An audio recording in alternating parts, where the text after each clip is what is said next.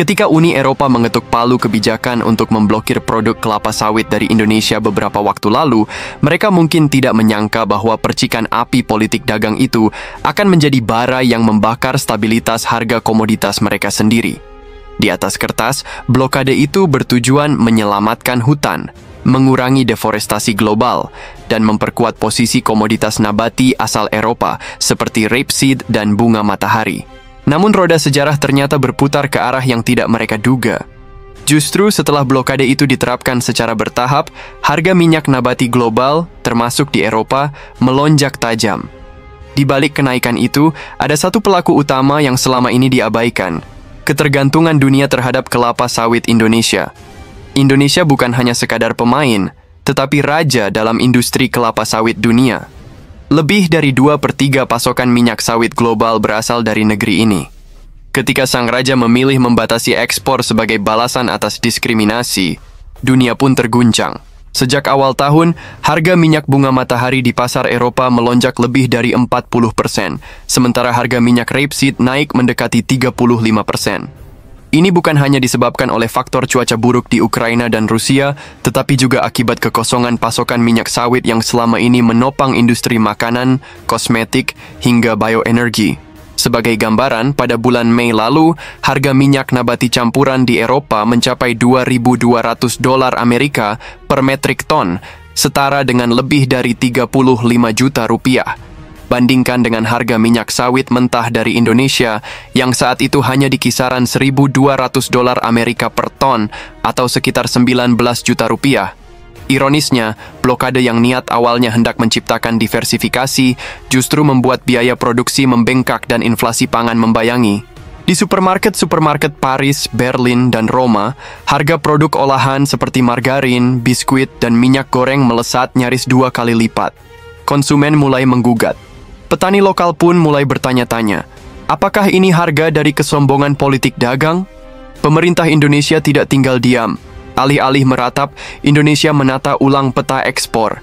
Negara-negara seperti India, Tiongkok, Pakistan, dan Bangladesh menjadi poros baru perdagangan. Bahkan kawasan Afrika Timur dan Timur Tengah mulai menyambut minyak sawit Indonesia sebagai alternatif murah dan berkualitas tinggi. Menteri Perdagangan menyatakan bahwa pada kuartal pertama tahun ini, ekspor kelapa sawit Indonesia ke India naik sebesar 20%, sementara ke Tiongkok melonjak hingga 25%. Nilai total transaksi ekspor CPO ke kedua negara tersebut sudah menembus 4 miliar dolar Amerika, setara dengan lebih dari 64 triliun rupiah. Langkah ini bukan hanya cerdas, tapi juga strategis. Dengan meninggalkan pasar yang memblokir dan memperkuat hubungan dengan pasar yang menghargai, Indonesia bukan hanya bertahan, tetapi tumbuh. Bukan hanya minyak sawit mentah yang mengalami lonjakan permintaan.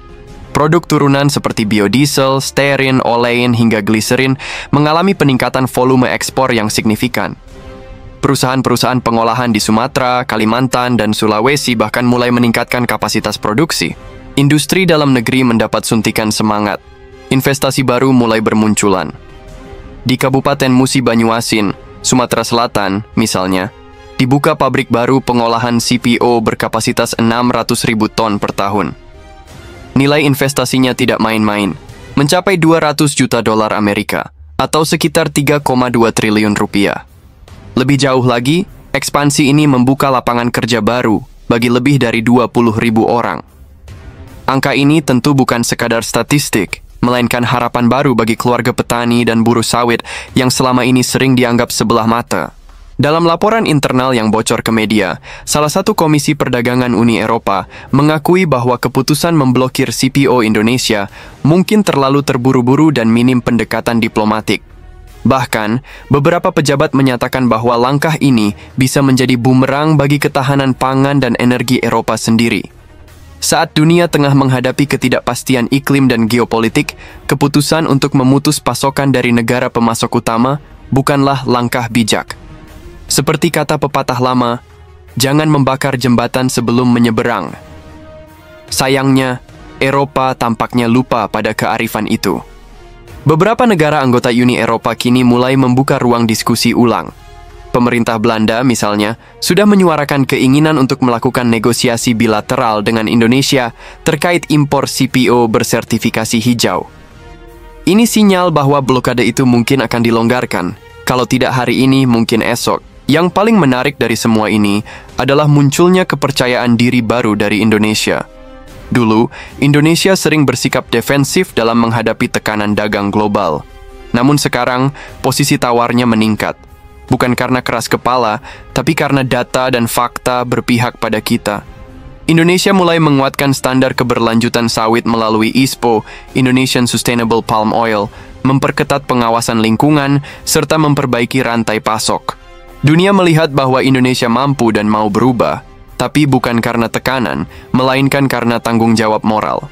Langkah ini menjadi bukti bahwa diplomasi ekonomi bisa dilakukan tanpa harus bertekuk lutut. Indonesia memilih berdiri tegak dan justru menuai hasil dari konsistensi dan keberanian itu. Di balik gejolak global ini, ada perubahan yang begitu terasa di tingkat akar rumput. Di desa-desa penghasil sawit, seperti di Kabupaten Seruyan, Kalimantan Tengah, Indragiri Hulu, Riau, dan pesisir selatan, Sumatera Barat, kabar baik mulai berdengung. Harga tandan buah segar, TBS, sawit yang sempat anjlok di bawah Rp1.000 per kilogram, kini naik stabil hingga mencapai kisaran Rp2.700 per kilogram. Bagi petani, ini bukan sekadar angka, ini adalah hidup. Kenaikan harga itu memungkinkan mereka memperbaiki rumah, menyekolahkan anak, bahkan kembali menggeliatkan roda ekonomi lokal. Warung makan, bengkel, pasar tradisional, semuanya kembali hidup. Salah satu petani, Bapak Roni dari Kecamatan Sungai Lilin, Sumatera Selatan, bercerita bahwa untuk pertama kalinya dalam 2 tahun terakhir, ia bisa menabung lagi. Dulu saya sempat putus asa, harga anjlok, pupuk mahal. Tapi sekarang alhamdulillah, hidup mulai cerah lagi, ujarnya dengan mata berbinar. Cerita serupa juga datang dari kelompok tani di Kalimantan Barat. Mereka mengaku kini mampu membeli pupuk organik secara kolektif dan membentuk koperasi desa. Ini dampak nyata dari nilai ekspor yang bukan hanya angka besar di Jakarta, tapi napas baru di desa. Uni Eropa selama ini menggunakan narasi deforestasi sebagai tameng utama untuk menolak kelapa sawit. Namun, fakta-fakta terbaru yang dipaparkan oleh lembaga-lembaga riset independen seperti CI4, Center for International Forestry Research, dan World Resources Institute justru menunjukkan bahwa laju deforestasi di Indonesia menurun signifikan dalam 5 tahun terakhir. Sejak tahun 2019, Indonesia berhasil memangkas angka deforestasi hingga lebih dari 25%. Pemerintah bersama masyarakat adat dan petani mulai menerapkan skema agroforestry dan konservasi berbasis komunitas. Sementara itu, ironisnya, Eropa sendiri malah mengalami peningkatan deforestasi akibat perluasan perkebunan rapeseed dan kedelai di wilayah Balkan dan Eropa Timur. Fakta-fakta ini menggerus kredibilitas mereka. Narasi yang dulu begitu kuat, kini mulai goyah di hadapan data. Apalagi Indonesia telah mendorong keberlanjutan sawit dengan program ISPO yang makin ketat. Lebih dari 75% perusahaan besar kini telah tersertifikasi ISPO, dan targetnya seluruh pelaku industri, termasuk petani plasma, akan mengikutinya pada tahun 2027. Tersingkir dari pasar Eropa justru menjadi peluang bagi Indonesia untuk membuka babak baru kerja sama global. Negara-negara seperti Uni Emirat Arab, Mesir, dan Kenya mulai menjalin kontrak jangka panjang untuk pengadaan minyak sawit dari Indonesia. Bahkan Brasil, yang dulu menjadi pesaing dalam minyak nabati, kini justru menjajaki kolaborasi penelitian dengan Indonesia dalam pengembangan biofuel berbasis kelapa sawit. Sebuah sinyal bahwa geopolitik pangan global mulai berubah arah. Pemerintah Indonesia juga aktif dalam forum-forum multilateral seperti G20 dan WTO, menekankan bahwa diskriminasi terhadap komoditas sawit sama saja dengan bentuk baru kolonialisme ekonomi. Suara Indonesia kini tak lagi dianggap remeh. Lebih dari itu, kelapa sawit kini tidak hanya identik dengan minyak goreng. Berbagai inovasi produk turunan mulai mencuri perhatian dunia. Gliserin sawit kini digunakan dalam industri kosmetik dan farmasi. Asam lemak sawit menjadi bahan baku sabun premium dan pelumas mesin industri. Produk bernilai tambah seperti margarin, shortening, dan biodiesel juga mengalami lonjakan ekspor. Tahun ini saja, ekspor biodiesel Indonesia meningkat sebesar 30%. dengan nilai total mencapai 3,5 miliar dolar Amerika, setara dengan lebih dari 56 triliun rupiah. Ini artinya, Indonesia tidak hanya menjual bahan mentah, tetapi sudah naik kelas menjadi pemain industri bernilai tinggi. Sawit bukan lagi simbol kolonialisme tanaman, tetapi representasi dari kedaulatan ekonomi bangsa. Jika dulu Indonesia selalu menjadi bulan-bulanan kampanye hitam, kini justru dunia mulai membuka mata. Sawit Indonesia bukan penyebab utama deforestasi, melainkan penyelamat ekonomi ratusan ribu keluarga. Eropa yang dulu lantang menuding, kini mulai berbisik tentang negosiasi ulang. Sejarah mencatat, tidak sedikit negara yang gagal bertahan dalam tekanan geopolitik. Namun Indonesia justru bangkit, bukan dengan emosi, tapi dengan strategi. Bukan dengan amarah, tetapi dengan data dan diplomasi. Kebijakan yang berani menolak diskriminasi sekaligus membangun jalur ekspor baru kini menjadi buah manis yang dinikmati bersama. Dan karma itu, jika memang ada, tampaknya bukan datang dalam bentuk hukuman, melainkan pengingat bahwa setiap aksi akan memetik reaksi. Kini, Indonesia tidak sekadar menjual komoditas. Kita menawarkan nilai, kita menjual integritas, keberlanjutan, dan ketahanan pangan global. Eropa boleh memilih jalan mereka, tetapi Indonesia sudah memilih takdirnya, menjadi poros kekuatan agribisnis dunia. Dengan semua dinamika ini, kelapa sawit bukan lagi sekadar bahan ekspor. Ia telah menjelma menjadi lambang dari ketahanan nasional, martabat petani, dan harga diri bangsa.